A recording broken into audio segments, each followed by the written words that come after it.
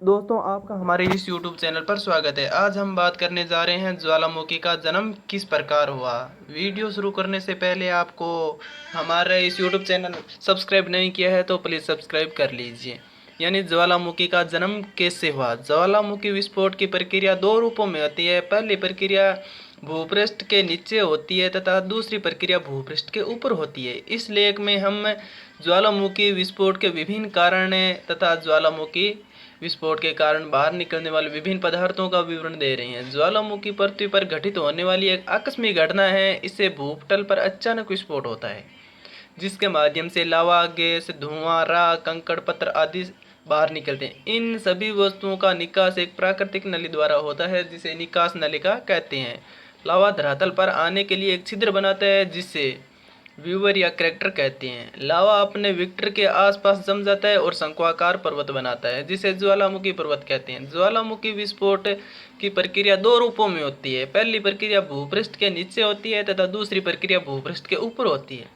प्रथम प्रक्रिया में लावा धरातल के नीचे पृथ्वी के आंतरिक भाग में विभिन्न गहराइयों पर ठंडा होकर जम जाता है, जिसे बेथोलित, लेकोलित, लोपोलित, सील, सीट, डाइक आदि रूपों में जमती है। द्वितीय प्रक्रिया में लावा भूतल पर आकर ठंडा होने से जमता है, उसे विभिन्न प्रकार की भू आकृतियां बन जाती है। यानी ज्वालामुखी विस्फोट किन कारणों से होता है, इसके बारे में बात हम अब करने जा रहे हैं। ज्वालामुखी का जन्म पृथ्वी के आंतरिक भागों में होता है, जिसे हम प्रत्यक्ष रूप से नहीं देख पाते हैं। अतः ज्वालामुखी विस्फोट के विभिन्न चरणों को ढूंढने के लिए हमें बाहरी तथ्यों का सहारा लेना पड़ता है। इन बाहरी तथ्यों के आधार पर ज्वालामुखी विस्फोट के लिए उत्तरदायी जिन कारणों का पता चलता है, वो हम अब बात करने जा रहे हैं।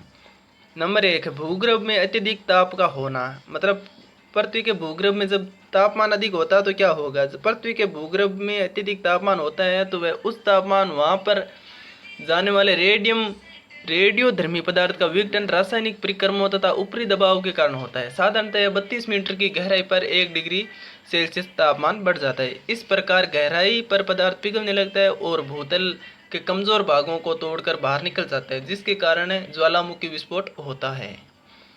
कमजोर भूभाग का होना, यानी ज्वालामुखी विस्फोट के लिए कमजोर भूभाग का होना अति आवश्यक है।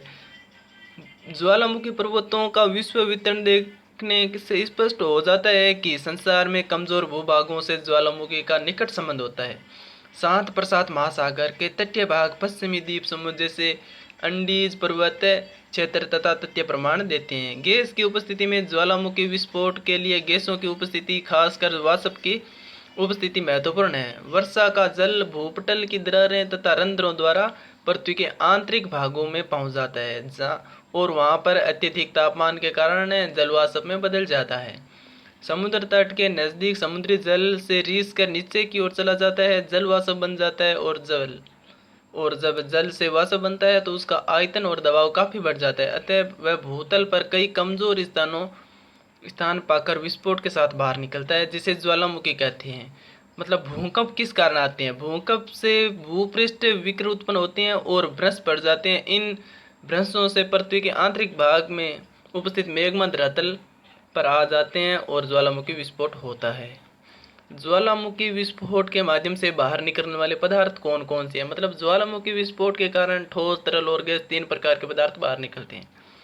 नंबर 1, ठोस पदार्थ वो है जो ज्वालामुखी विस्फोट के माध्यम से बारीक धूल कण, राख को लेकर कई टन भर वाले शिलाखंड भी बाहर निकलते हैं। इन शिलाखंडों में मटर के दाने के आकार के शिलाखंड की लेपिली तथा 6-7 सेंटीमीटर से लेकर 1 मीटर व्यास नली शिलाखंडे के ज्वालामुखी बम कहते हैं। कभी कभी बहुत बड़े नुकीले शिलाखंड लावा को पिच कर संगठित हो जाते हैं, जिसे ज्वालामुखी संकोणा सम कहते हैं।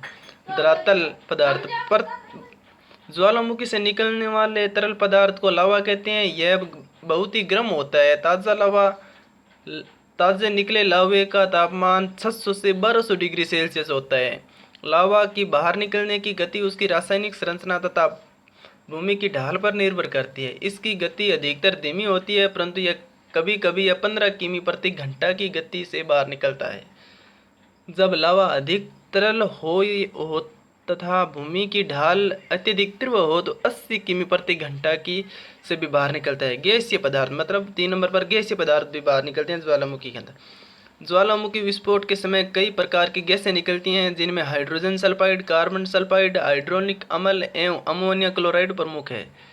गैसों में वाष्प के महत्व सबसे अधिक होती हैं। ज्वालामुखी से बाहर निकलने वाली गैसों में 60 से 90% भाग जलवाष्प का होता है। Thank you for watching.